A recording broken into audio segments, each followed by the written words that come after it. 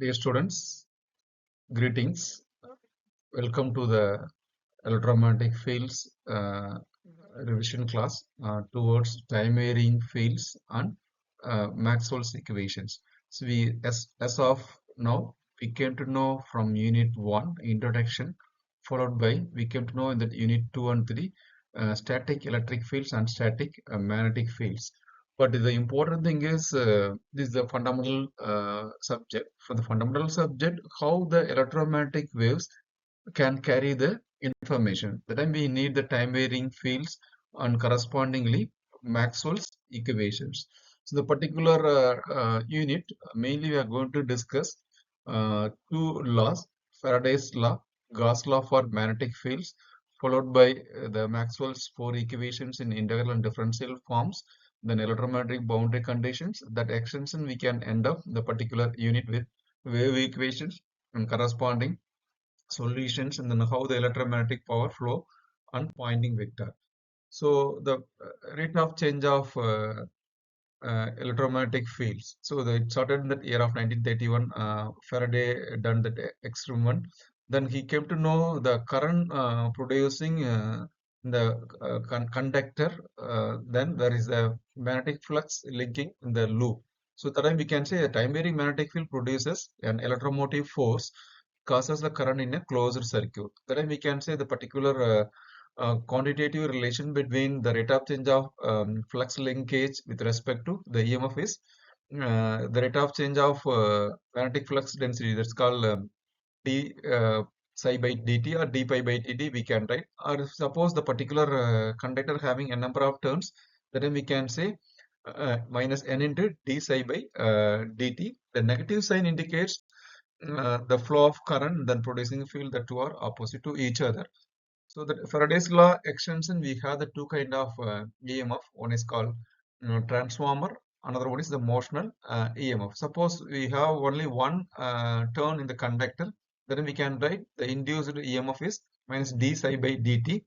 That we can represent in terms of electric field intensity and magnetic flux density. Then we can say the transformer EMF minus rate of change of the particular magnetic flux density over the surface with respect to time. Then we can say the particular psi is replaced by the magnetic flux density over the small differential surface. This is the equation for the time varying situations. That means both electric and magnetic fields are dependent each other. Because in the third unit and second unit we came to know the magnetic field and electric field are static. That's called the time independent, but this is the time dependent. Then the transformer and motional EMF, there are three ways of variation of flux with type. That is called by having a stationary loop, the time varying field. The time the uh, magnetic flux density is varying with respect to time, or we can have the time varying loop and then time independent magnetic field. That's called static B field, or we can say having a time varying loop area in the time varying magnetic field. So now we can see the transformer EMF, how that can induced and then conducting. Then we can see the rate of change of magnetic flux density over the differential surface. Then we can consider the first case or one way, a stationary conducting loop in a time varying magnetic field. Then that equation can be represented from the particular pictorial representation. Then we can say the induced EMF by time varying current is stationary loop, often referred to the transformer EMF.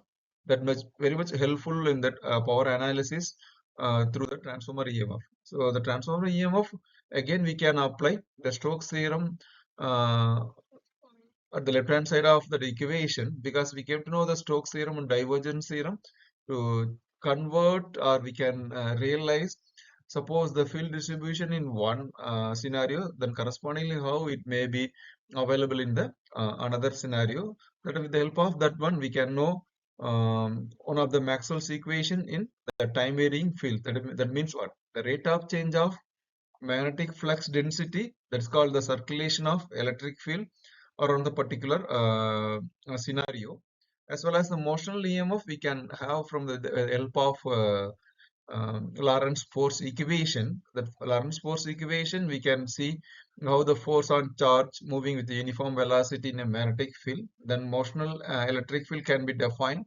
with the help of basic one, because in the very first uh, topic of unit 2, the static electric field, we came to know what is electric field intensity. That means from the Coulomb's law, that can be extended the force exerted on the charge, that's called E equal to F by Q. So then we can consider a conducting loop moving with the uniform velocity U. Then the induced EMF we can represent in terms of electric field over the differential length for the particular conductor is covered by the magnetic field. This kind of EMF is called the motional EMF or flux cutting EMF, because it is due to the motional action. That's called maybe the motors or generators, we can have the particular motional electromotive force. So motional EMF, further applying the Stokes theorem, we can have the circulation of electric field is the curl of magnetic field with respect to uh, the particular point. So there we can see further also the electric flux density relation. Then correspondingly we can recall how the volume charge distribution of electric field density given the particular one. So now we can see the Gauss law for electric field, because earlier we came to know uh, the Gauss law for magnetic field. Now we can see Gauss law for electric field. That particular statement is what? The total electric flux psi or pi passing through any closed surface equal to the total charge enclosed by that charge. Because the Gauss law for electric field we came to know the first unit. Here that same thing we can recall, but that psi can be replaced by electric flux density. Then suppose the scenario is volume, the total charge enclosed is rho v into dv. So we can write again total flux passing through the closed surface area equal to the charge enclosed. That is, we can write in terms of electric flux density on volume charge density also. So further using the divergence theorem, we can have that the surface integral of the electric flux density over the closed surface equal to the divergence of electric flux density. That from that we can have the divergence of electric flux density equal to the volume charge density. This is the one form of Maxwell's equation. We can say point form or differential form of Maxwell's equation. That is the statement we have. It states that volume charge density is the same as the divergence of electric flux density.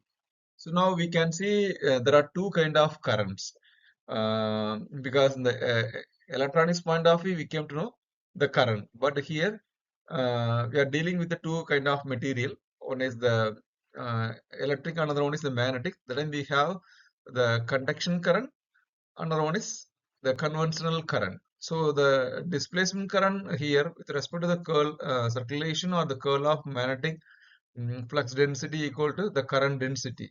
So here we can see there are two kind of current. One is called conduction current, another one is called the displacement current.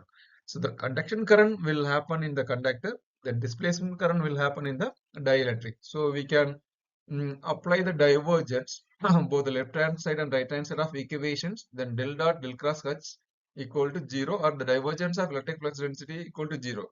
But in the equation of continuity, the divergence of electric flux density not equal to 0. So from the equation 2 and 3 are not suitable or recommended for the time varying conditions. So we can modify the particular equation 1, the curl of electric flux density with respect to the third equation. So then we can add one more term on the uh, right hand side of that equation is del cross H equal to J plus JD. The JD is the displacement current, J is the conduction current. So now we can see further extension of the displacement current. That time we can use that Ampere's circuit law. It's called the circulation of magnetic flux density around the closed path equal to the current enclosed by the particular path. Then we can apply the Stokes theorem. Then we can have one more law, that's called Ampere's circuit law in the point form. That's called del cross H vector equal to the conduction current density and displacement current density. Here the conduction current density, I told you previous slide while discussing. That's due to the conductor. That time we can write how to find the conduction current density, sigma into E. And displacement current density, we can find the rate of change of electric flux density. So we will stop up to this. This continuation we will see in the next session. Thank you very much.